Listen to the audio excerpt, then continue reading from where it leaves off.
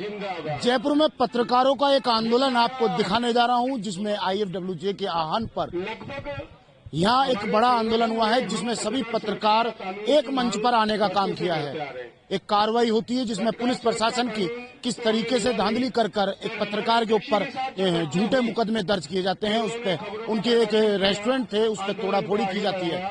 ये नया मामला नहीं है, पत्रकारों पर नया अत्याचार का कोई विवाद नहीं है। जहां लोकतंत्र के चौथे स्तंभ की बात करते हैं, वहीं ये चौथे स्तंभ को खत्म करने की कोशिश लगातार होती रहती है। मेरे साथ में हम मौजूद हैं आईएफजेडब्ल्यू के राष्ट्रीय अध्यक्ष, उनसे बात करेंगे। क्या था भाई साहब पूरा मामला? आज पत्रकारों की इज्जत दांव पे है। जी देखिए, जैसलमेर में एक रेस्टोरेंट जिसकी विधिवत अनुमति 2004 में ली गई थी, 22 वर्षों में ये पूरा संस्थान वैध रूप से चल रहा था और अचानक ओरण गोचर आंदोलन की जो मांग थी जनता की, संरक्षण की, भूमि की, वहाँ एक प्रेस कॉन्फ्रेंस ऑर्गेनाइज की जाती है। उस प्रेस कॉन्फ्रेंस के बाद में राज्य सरकार से कलेक्टर महोदय को इस मामले को संभालने के में कोताही बरतने पे डांट पड़ती है, जिससे क्रोधित होकर जिला कलेक्टर महोदय एक मौखिक आदेश जारी करते हैं कि आप ये 3 दिन में रेस्टोरेंट को खाली कर दें। और सबसे बड़ी बात है कि इसकी जो टाइमलाइंस है, 24 सितंबर, 23 दिसंबर, 18 फरवरी और 17 मार्च, ये ऐसी टाइमलाइन है। इसको अगर आप विस्तृत रूप में आप देखेंगे तो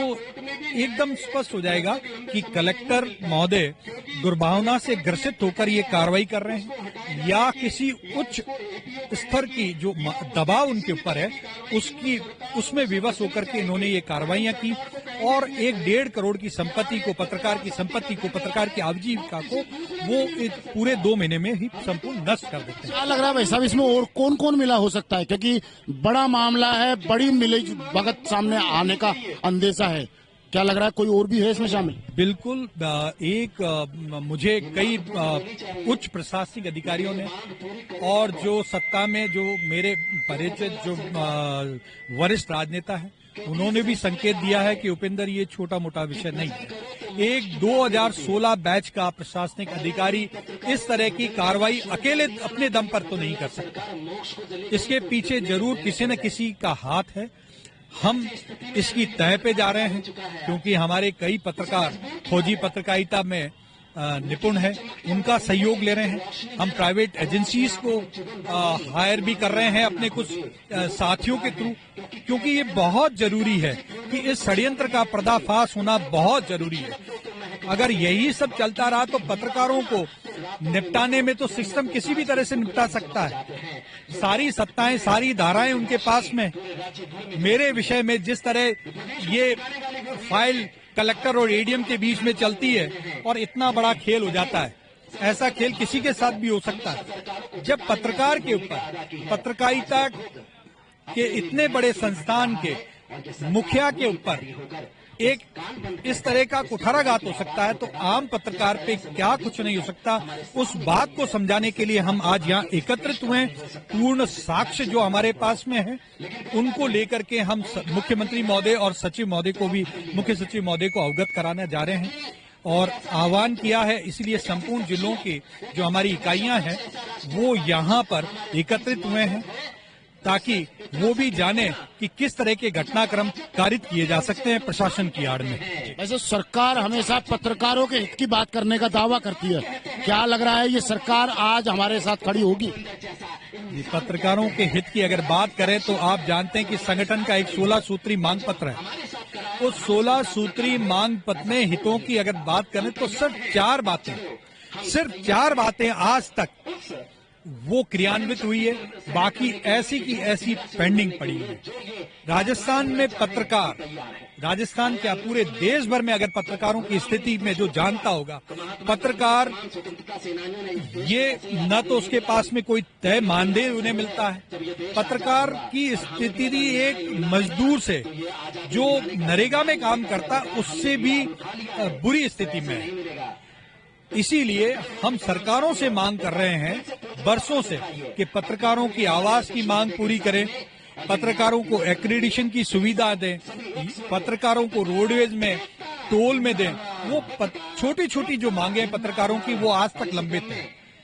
अब जिस तरह की राज्य सरकार का रुख देखने को मिलता है, इसमें यदि कोई सकारात्मक पहल राज्य सरकार की तरफ से नहीं हुई तो हम पूरे राजस्थान के पत्रकारों को एकत्रित करेंगे, चाहे वो किसी भी संगठन या किसी भी प्रेस क्लब से हो। एक मंच बनाया जाएगा, संयुक्त मंच, और उसके माध्यम से ये मांगे उठाई जाएगी। और जब तक ये मांगे पूरी नहीं होगी, आईएफडब्ल्यूजे संगठन चुपचाप नहीं बैठेगा।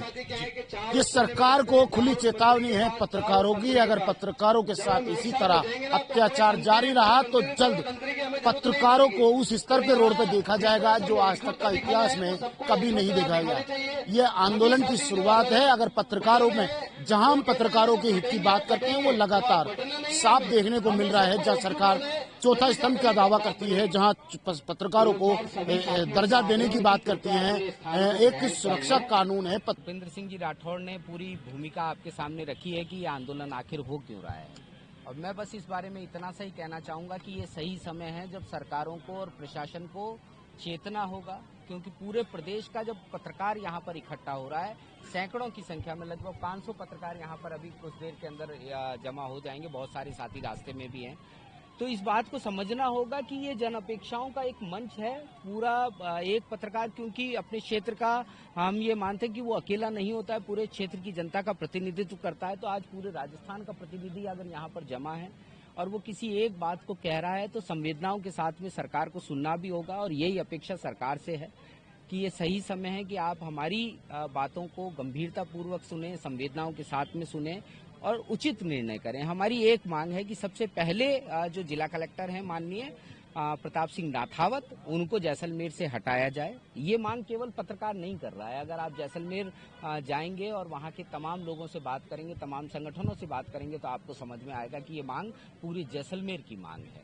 और दूसरी चीज है कि जिस तरीके से उन्होंने अपनी निजी दुश्मनी निकालने के लिए एक पत्रकार साथी को आर्थिक हानि पहुंचाई है, उसका जो भरपाई है वो सरकार के माध्यम से हो। इन केवल 2 मांगों को लेकर के हम यहाँ पर जमा हुए हैं। और तीसरी मांग जो हमारी सबसे बड़ी है, जो पिछले कई सालों से लगातार हम उठा रहे हैं, कि इस राजस्थान में पत्रकार सुरक्षा कानून की मांग को लागू किया जाए। तो ये 3 प्रमुख मांगों के साथ में आज हम बड़ी आशा भरी नजरों से माननीय मुख्यमंत्री भजनलाल जी की तरफ देख रहे हैं, चीफ सेक्रेटरी महोदय की तरफ देख रहे हैं और संपूर्ण सरकार की तरफ देख रहे हैं कि आज हम आपकी तरफ देख रहे हैं। कृपया संवेदनाओं के साथ में हमारी इस बात को स्वीकार करें, हमारी जायज मांगों को स्वीकार करें और समाधान की दिशा में कोई बड़ी पहल करें। Thank you sir. Thank you.